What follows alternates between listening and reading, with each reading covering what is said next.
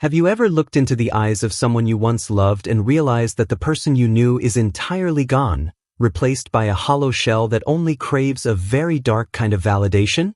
There is a hidden, psychological trajectory for the narcissist that most people are too afraid to talk about.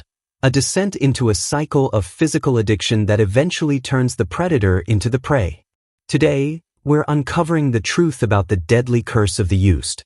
It starts with a feeling in your gut, a subtle intuition that they aren't just seeking attention, but something much more destructive. You've seen the way they scan a room, looking for the next hit, the next body, the next moment of surrender. But what you didn't see was the invisible chain tightening around their own neck.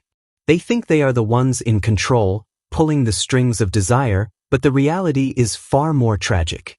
They are becoming slaves. You've probably spent many sleepless nights wondering why you weren't enough, why your love couldn't anchor them to reality. I want you to stop that right now. Their behavior was never a reflection of your worth, but a symptom of a void so deep it can never be filled by a single person. They are chasing a ghost, and in that chase, they have stumbled into a trap of their own making. It is a slow, agonizing process of self-objectification. Think about the way they used their charm like a weapon, the way they made you feel like the center of the universe before casting you aside. That charm wasn't just for you. It was the bait they used to navigate a world they see only as a marketplace. But the market is a cruel place, and eventually, the one who sells their soul for physical conquest finds that the price of admission is their very freedom. They are no longer the buyer, they are the product. We often talk about narcissists as these untouchable monsters, these master manipulators who always win. But I'm here to tell you a different story. I want to talk about the deadly curse that settles over the narcissist who becomes a slave to their own sexual compulsions. It is a path of diminishing returns where the high gets shorter and the cost gets higher until there is nothing left of the person they once pretended to be.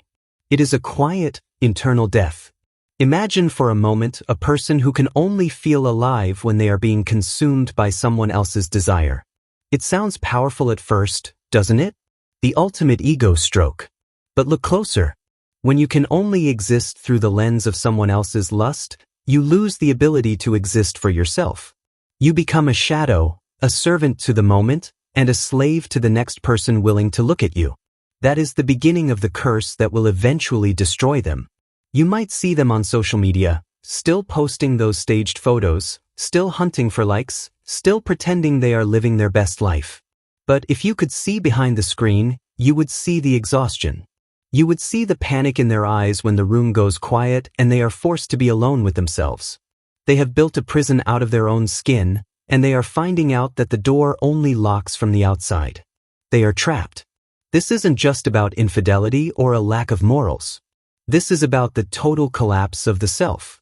When a narcissist leans into the role of a physical commodity, they are essentially signing a contract with their own destruction.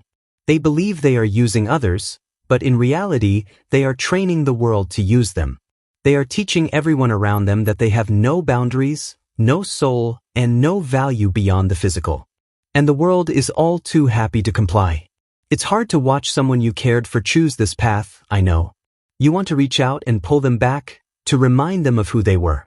But you have to understand that the person you loved was a mask. The version of them that is now enslaved to these dark impulses is much closer to their true nature. They are not a victim of circumstance. They are a victim of their own insatiable hunger. And that hunger is a fire that will eventually burn down the entire house.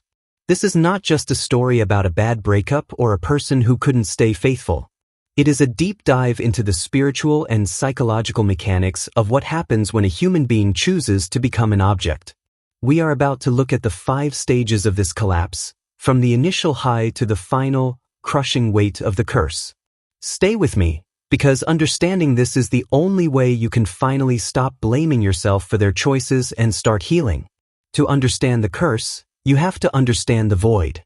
A narcissist doesn't feel love the way you do, they feel hunger. It is a constant, gnawing starvation for a mirror that reflects back a god. When the usual sources of supply, the praise, the status, the money, don't fill that hole anymore, they look for something more visceral. They look for the ultimate high, where the body becomes the only language they have left to speak. It is a desperate, frantic transition. In the beginning, their sexuality is a tool for dominance.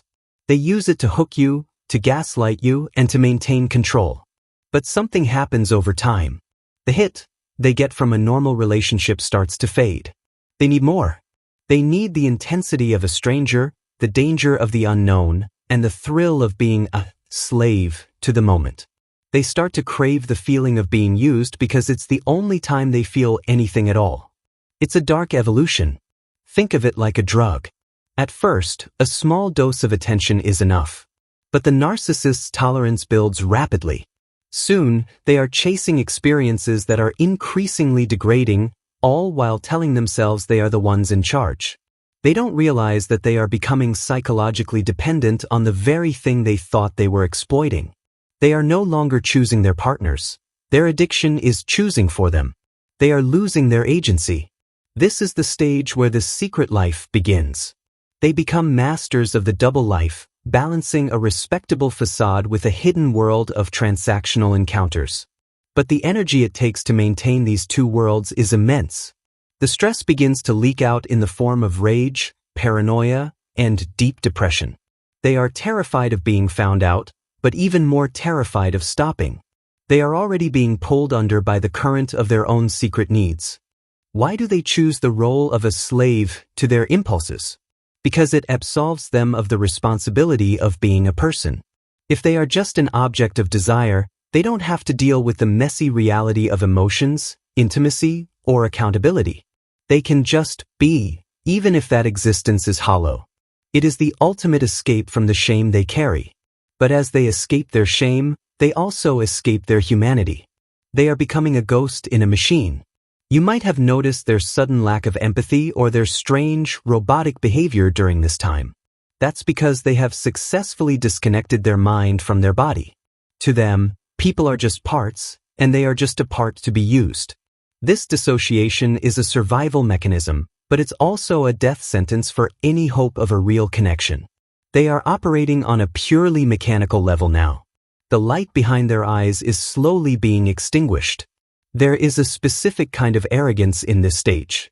They think they are enlightened or free because they have cast off the chains of traditional loyalty. They might even brag about their exploits or look down on you for being boring or repressed. But it's all a defense mechanism. Deep down, they know they are spinning out of control. They are like a pilot who has lost his engines and is trying to convince the passengers that the descent is actually a stunt. The narcissist's brain is literally rewiring itself during this process. The constant spikes of dopamine followed by the inevitable crashes create a cycle of neurological chaos. They lose the ability to enjoy simple pleasures. A sunset, a good meal, a conversation, none of it matters anymore. Only the chase remains. They are becoming a biological machine designed for one thing: the acquisition of the next hit. And like any machine, they are prone to breaking down. They start to surround themselves with other broken people, people who see them only as a utility. This is the beginning of the slave dynamic. When you hang out in the dark long enough, you start to forget what the sun looks like. They begin to accept treatment they would have once found appalling, all for the sake of the high. Their standards drop, their self-respect vanishes, and they become a servant to the lowest common denominator. It is a tragic fall. What they don't see coming is the wall. Every addict eventually hits a wall where the drug stops working. For the sexual narcissist, this wall is the realization that they are no longer the one holding the leash. They have handed the power over to their impulses, to their secrets, and to the people who now own their time and their body.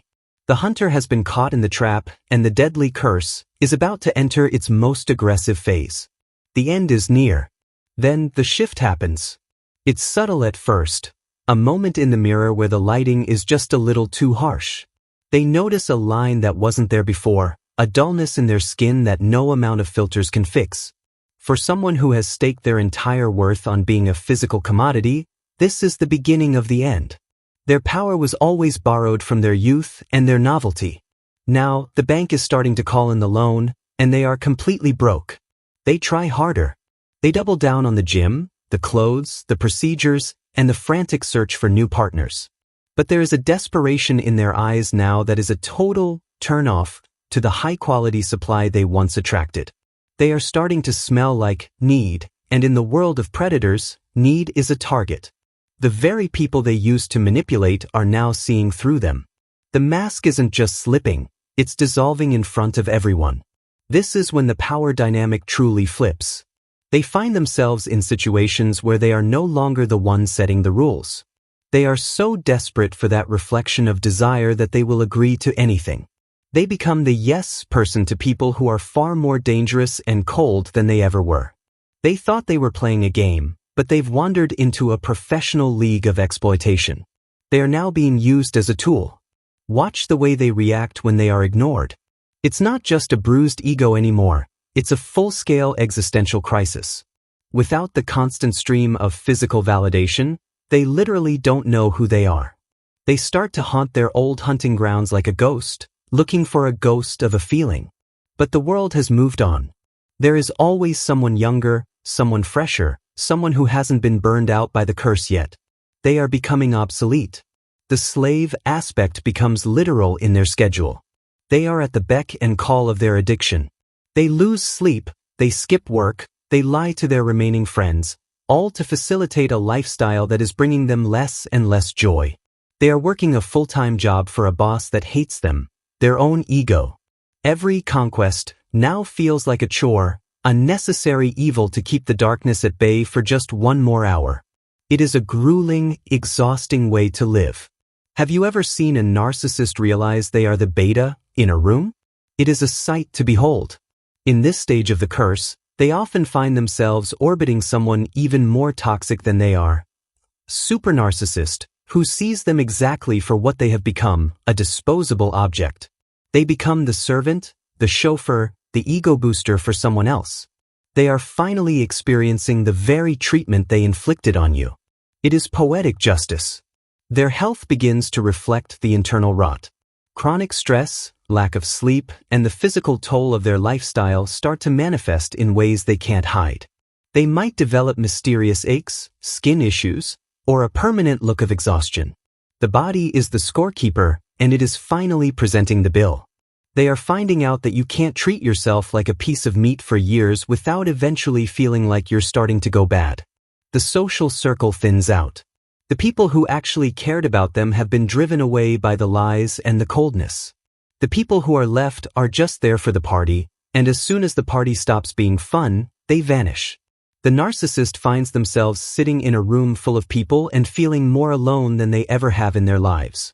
This is the turning point, where the silence becomes deafening. There is no one left to perform for. They might try to come back to you during this time. They might send a Hoover text, or show up with a sad story about how they've changed or seen the light. But look closely at the motivation. They aren't back because they love you, they are back because their other options have dried up.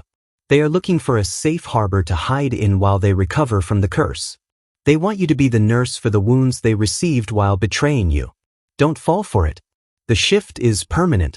Once a narcissist has fully committed to the path of the sex slave, the path of total objectification, there is very little person left to save. They have crossed a psychological Rubicon. The turning point is not a bend in the road, it is a cliff. And as you watch them go over the edge, you have to realize that you cannot catch someone who has spent their whole life trying to fall. You have to let go. There is a specific kind of silence that follows a lifetime of using people as objects.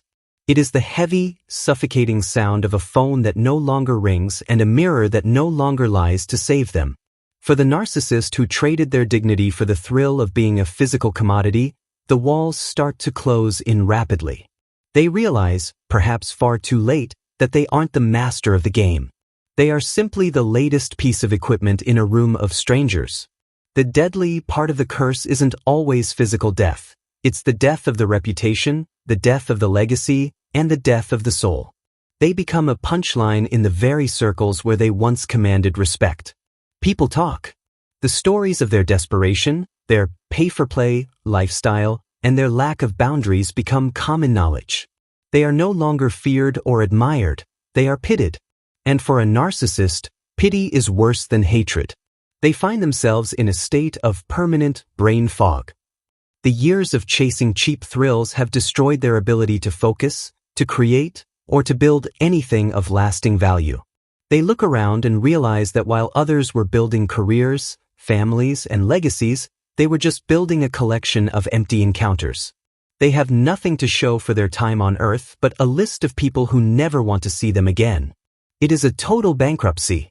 The consequences start to hit their finances. This lifestyle isn't cheap. Whether it's the cost of maintaining the image, the hush money, or the loss of productivity, the curse eventually drains the bank account. They find themselves in debt, living a life they can no longer afford, trying to impress people who don't even like them. They are a slave to the hustle now, forced to keep up appearances while the foundation is crumbling beneath their feet. Their supply becomes increasingly bottom of the barrel. They are now dealing with people who are actively dangerous, thieves, predators, and exploiters who recognize a mark when they see one. The narcissist, in their quest for validation, has walked right into a wolf den. They are being blackmailed, used for money, or physically threatened. The slave dynamic has become a literal nightmare of survival. They are no longer in control of their own safety. Have you noticed how they can't look people in the eye anymore? There is a profound sense of soul shame that starts to radiate from them. They know what they've done. They know what they've become.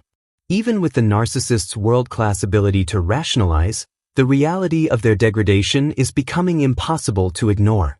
They feel dirty in a way that no shower can fix. They are haunted by the memories of all the times they sold themselves short. The living ghost phase begins. They move through the world, but they aren't really there. They are just a set of habits and compulsions. They go to the same bars, use the same apps, and say the same lines, but there is no passion behind it. It's just a script. They are a biological machine that is running out of power. This is the true consequence of the curse, the total loss of the self. There is no I left in their I want. It's just the want. They begin to experience narcissistic collapse on a regular basis. These are periods of intense, suicidal ideation or catatonic depression where they can't even get out of bed. The weight of the curse is simply too much to bear. They realize that they have burnt every bridge and that no one is coming to save them. The solitude they once used as a weapon against you has now been turned against them. They are drowning in a sea of their own making. You might hear about their downward spiral from mutual friends. You might hear about the scandals, the arrests, or the sudden disappearances. It's hard not to feel a twinge of sadness, but you must remember, this was a choice. They chose the shadow over the light every single time. They chose the object over the person. They chose the slave's collar because they thought it was jewelry. Now they have to live with the weight of the metal around their neck. The final consequence is the realization that they are forgettable. All that effort to be special, unique, and unforgettable has resulted in a life that is utterly generic. They are just another casualty of the fast life, another name on a list of people who tried to cheat the human experience. They will leave no vacuum when they are gone. The world will simply close up the space they occupied as if they were never there. That is the ultimate sting. I want you to take a long, slow breath. We've walked through some very dark places today, but I didn't bring you here to leave you in the shadows. I brought you here so you could see the truth. The person who hurt you is not winning. They are not living a glamorous life of freedom. They are caught in a cycle of self-destruction that is more painful than anything they could ever do to you. The curse is real, and it is doing its work without your help. You need to understand that your revenge is already happening.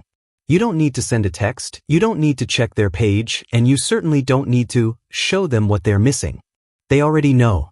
Every time they look at another stranger, every time they sell a piece of their soul for a moment of attention, they are being reminded of the genuine love they threw away.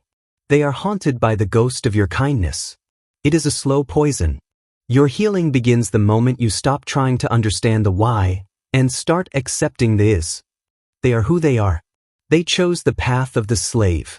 You cannot love someone out of an addiction to their own ego. You cannot be the light for someone who is determined to live in the basement. Your only job now is to take all that energy you spent trying to save them and turn it back toward yourself. You are the only person who needs saving. Think about the freedom you have now. You don't have to wonder who they're talking to. You don't have to decode their lies. You don't have to feel that dirty energy in your home. You have been given a clean slate. While they are out there chasing a feeling that will never last, you can build a life that is based on something real. You can have peace. Do you know how much a narcissist would pay for a single hour of the peace you have right now? I want you to forgive yourself for not seeing it sooner. You are a person who believes in love, in depth, and in the goodness of others. That is not a weakness, it is your greatest strength. The narcissist targeted you because you have what they lack: a soul. They tried to steal it, but they couldn't. All they could do was make you forget it for a while. But you're remembering now. You're waking up from the trance. The spell is finally broken. Look at your life through a new lens. Every scar they left is actually a roadmap of your resilience. You survived a predator who was willing to destroy themselves just to feel powerful. You are still here and they are fading away. The deadly curse is their burden to carry, not yours. You don't have to watch the end of the movie to know how it ends. You can leave the theater right now and walk out into the fresh air. The sun is waiting for you outside. There will be days when the trauma bond tries to pull you back. You'll remember a good moment and wonder if you should reach out. In those moments, I want you to remember the slave. Remember the hollow eyes, the desperate search, and the internal rot. Remind yourself that there is nothing left for you there but a void that will swallow you whole. You didn't lose a partner, you escaped a sinking ship. Keep swimming toward the shore. As you heal, you will start to attract people who are whole. People who don't need to use you as a mirror or an object. You will realize that real intimacy is quiet, safe, and respectful. You will look back on the chaos of the narcissist and wonder how you ever survived it. And in that realization, you will find a new kind of power. Not the fake, loud power of the narcissist, but the grounded, unshakable power of someone who knows who they are. You are the hero of this story, not the victim. You are the one who had the courage to stay human in the face of someone who chose to become a machine. That is a massive victory. Wear it like armor. The narcissist's curse is that they can never truly be known because there is nothing left to know. Your blessing is that you can be fully, deeply, and beautifully yourself. You have won the only game that actually matters, the game of life. So let them go. Let them chase the ghosts. Let them serve their addiction until there is nothing left. You have a beautiful, vibrant future ahead of you that they will never be allowed to touch. Turn your back on the darkness, walk toward the light, and never look back, because the greatest curse for a narcissist is watching you thrive in the silence they left behind. You are free, you are whole, and you are finally, truly, and safely home.